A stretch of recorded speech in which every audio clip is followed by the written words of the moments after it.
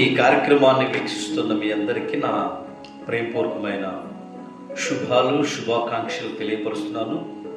తండ్రి ఈ దినాన్ని మనకి ఇచ్చారు. పరమతండ్రికి మహిమ. ఒక పాట విందాం, అందరూ కూడా కలిసి ఈ పాటను మనం పాడదాం. తండ్రికి మహిమ కలుగునుగా. హల్లెలూయా, హల్లెలూయా, హల్లెలూయా.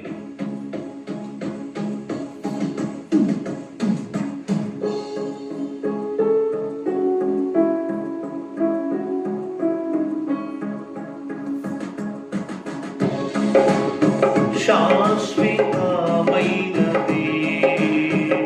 నీవు నాయన చూపిన కృప, శాశ్వతమైనది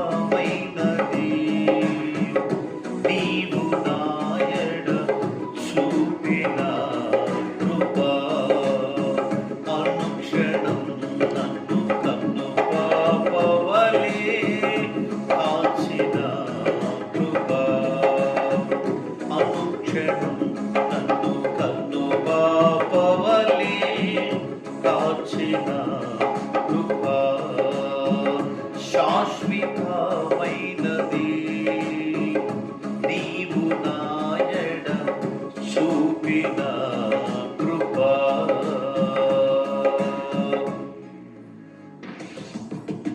కోరి హల్లెలూయా.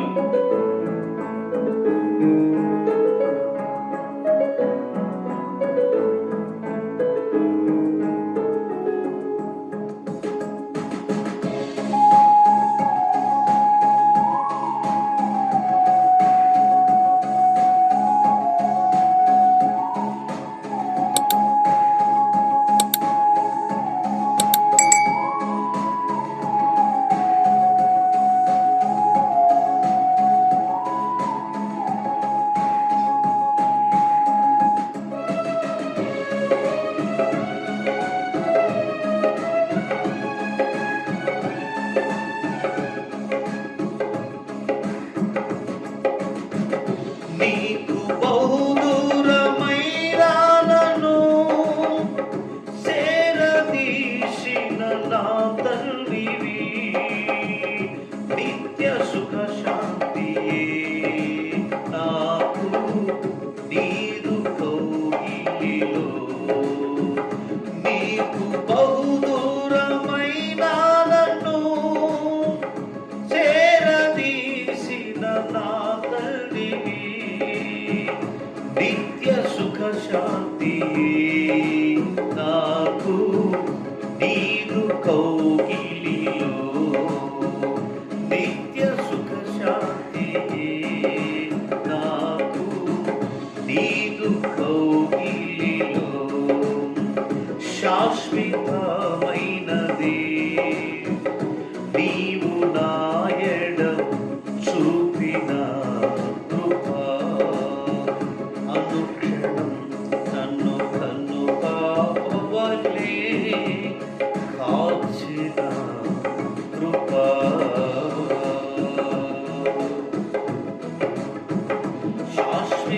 శాశ్వతమైనది నీవు నాయన చూపిన కృప.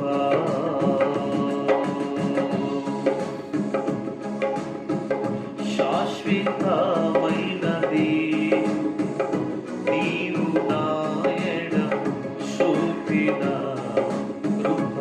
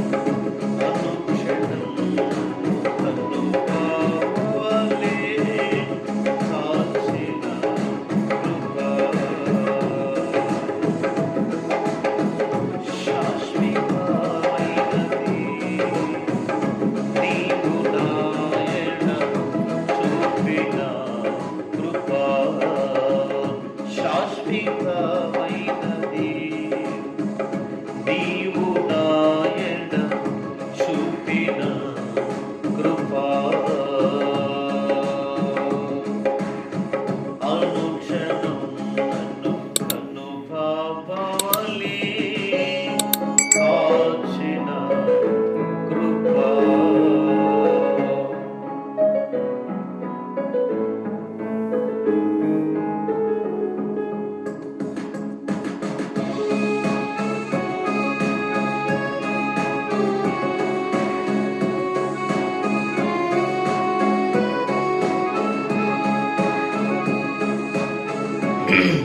శ్రేష్ఠమైన వాక్య భాగాన్ని విందాం. మంచి సమయానికి వచ్చేసాం. తండ్రికి మహిమ కలుగును గాక. పరిశుద్ధుడు జీవాధిపతి అని యావే నామం పేరట ఈ గ్రంథంలో ఉన్న కొన్ని మాటలు మనం మీ ముందుంచాలని కోరుకుంటున్నాను. ఈ వాగ్దానాలని కూడా తండ్రి దీవించి ఆశీర్వదించును గాక. నిజంగా మనం అన్ని విషయంలో ఎలా ఉండాలి అనే అంశంలో తండ్రిచ్చినటువంటి వాగ్దానాలను మనం నేర్చుకుందాం. శ్రేష్టమైన గ్రంథంలో నుండి పరిశుద్ధ గ్రంథమైన బైబిల్లో నుండి ఆదికాండం 24వ అధ్యాయము 1వ వచనంలో ఈ రీతిగా రాయబడింది. ఏమి రాయబడింది అనంటే, అబ్రహాము బహుకాలం గడిచిన వృద్ధుడై అన్ని విషయంలోనూ అబ్రహామును యావే తండ్రి ఆశీర్వదించును అని రాయబడింది. మన తండ్రి అయిన పితరులకు విశ్వాసులకు తండ్రిగా ఉన్నట్టు అబ్రహాం అన్ని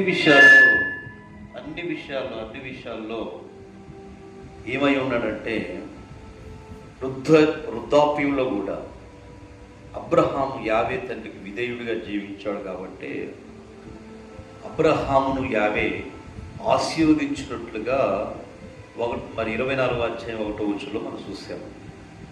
రెండోది అపోస్తుల కార్యాల గ్రంథము 3వ అధ్యాయము 22వ వాక్యములో మోషే ఇట్లా, నేను యావే తండ్రి నా వంటి ఒక ప్రవక్త మీ సహోదరుల నుండి మీ కొరకు పుట్టించును, ఆయన మీతో ఏమి చెప్పినను అన్ని విషయముల్లో మీరు ఆయనను మాట వినవలెను అని రాయబడి విందులు వినబడినది. ఇది ఎక్కడో జరిగిన మోషే వృద్ధాప్యులు ఎన్నో గ్రంథాలను రాసినట్టు మహావీరుడు, శరీరం తూలిపోయినా కానీ చాలా వాక్యాలు రాసి ధర్మశాస్త్రాన్ని, తోరాన్ని, పండుగలు గురించి రాసిన ఆ మోషే గురించి అపోస్తుల కార్యాలు 3వ అధ్యాయం 22వ వాక్యంలో, మోషే లాంటి ప్రవక్త మీ మధ్యన మీ సహోదరులలో నుండి ఆయన మీ కొరకు పుట్టించిన కనుక ఆయనతో మీరు ఆయన ఏదైతే మీకు చెప్పాడో అన్ని విషయములలోనూ మీరు ఆయన మాట వినవలెను అని రాయబడింది. మనం ఆయన మాట వింటే జరిగే ఎన్నో లాభాలు ఏంటో మనకు తెలుస్తుంది కదా. కొలసీ పత్రిక 3వ అధ్యాయం 22వ వచనంలో, మనుషులను నిజంగా దాసులారా మనుషులను సంతోషపెట్టే వారైనట్లుగా కంటికి కనపడవలనని కాక పరమతండ్రికి యాశోమెస్సయికి భయపడుచు శాంతము గలవారై శరీరమును బట్టి మీరు ఆయన మనుషులను అన్ని విషయాల్లో విధేయులై ఉండండి, ఆయనకి యజమానులకు విధేయులుగా ఉండండి అని ఈ వాక్యం తెలియపరుస్తూ ఉంది. అపోస్తుల కార్యాల గ్రంథం 20వ అధ్యాయం 35వ వచనంలో అన్ని విషయంలో మాదిరి చూపుతూ ఉండాలి అని రాయబడింది. కనుక అన్ని విషయాలను రాయబడింది. కొరింథీ పత్రిక 10వ అధ్యాయం 33వ వచనంలో, 10వ అధ్యాయం 33వ వచనంలో అన్ని విషయంలో అందరినీ సంతోషపెట్టుచు రక్షణ విషయంలో నిజంగా అనేక మందిని నడిపించే వ్యక్తులుగా ఉండాలని ఇక్కడ రాయబడింది. 2 తిమోతి 4:5లో అన్ని విషయములలో మితముగా ఉండవలెను అని రాయబడింది. అలాగనే 3వ యోహాను పత్రికలో 2వ వచనంలో, ప్రియుడా నీ ఆత్మ వర్ధిల్లుసున్న ప్రకారం నీవు అన్ని విషయముల్లో వర్ధిల్సు సౌఖ్యముగాను ఉండవలని ప్రార్థిస్తున్నాను అని రాయబడింది. ప్రియ సహోదరి సహోదరులారా, ఒక్క విషయమే కాదండి, అన్ని ఆజ్ఞలను పాటించాలి. అన్ని ఆజ్ఞలు పాటించగలుగుతామంటే అందులో రాయబడిన మాటలు, ఆజ్ఞలు బైబిల్ గ్రంథానికి మూలమైనవి. మోషే గారి ద్వారా వచ్చిన ఆజ్ఞలు, ధర్మశాస్త్రం వేరు, ఆజ్ఞలు వేరండి. ఆజ్ఞలు కొట్టివేయబడలేదు. ధర్మశాస్త్రమైన మోషే ధర్మశాస్త్రమైన కొట్టివేయబడింది.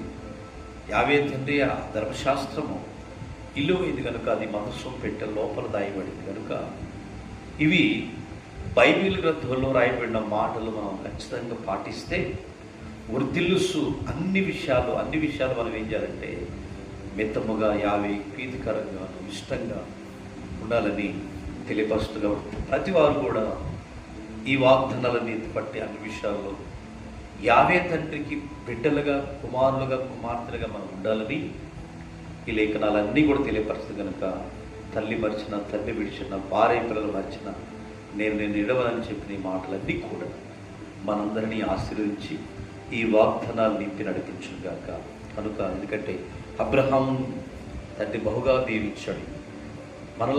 నాలాంటి ప్రవక్త మీలో ఒక ఆయన పుడతాడని చెప్పేసి గ్రంథాల్లో రాయబడి మోషే లాంటి ప్రవక్త, మోషే కంటే గొప్పవాడు, అబ్రహాము కంటే గొప్పవాడు, సొలొమోను కంటే గొప్పవాడు మన రక్షకుడని ఆశంసయ్య. ఆయనకి మాదిరిగా మీరు నడవండి అని అన్ని విషయాల్లో మాదిరి చూడమని చెప్పేసి అపొస్తలుల గ్రంథం 20:35 అందరితోనూ సంతోషపెట్టేవారుగా రక్షణలో నడిపించే వ్యక్తులుగా ఉందాము. అంటే దళిత కృప తండ్రి మనందరినీ ఆశీర్వదించండి. మహిమ కలిగిన తండ్రి, పరిశుద్ధుడా, శివాధిపతి, ఎవరైతే తండ్రి అన్ని విషయాల్లో నమ్మకంగా అబ్రహాము ఎలాగైతే అన్ని విషయాలు నమ్మకంగా ఉన్నావో అబ్రహాముని విస్తారంగా దీవించావు. ఇన్ని బంగారం 19వ అధ్యాయంలో ఆదికాండంలో 1000 మంది జీతగాళ్ళు, గొర్రెల కాపరులు గొప్పవాళ్ళు అయ్యి ఉన్నట్లు ఆస్తిపాస్తులు గొప్పగా దీవించిన అబ్రహాముని తన మాట విన్నాడు కాబట్టి దీవించవయ్యా. మమ్ములు కూడా తండ్రి నేను ఈ మాట విని మమ్మల్ని దీవించమని ఈ దినము వివాహ వేడుకలు, పుట్టినరోజు కోడికలు, గృహ కోడికలు, చిన్నపిల్లల పరిచర్య అన్నీ నేను నామలు జరిపించి ప్రోత్సహించమని యాశ్వ మెస్సీ గారి నామం దొరుకుతున్నాం తండ్రి. అమ్మాయి మీ అందరికీ నా హృదయపూర్వక విషయాల్లో కూడా తండ్రి మనందరినీ కూడా దీవించి ఆశీర్వదించి కృపలో బలపరచును గాక. ఈ కార్యక్రమాన్ని వీక్షించిన మీ అందరికీ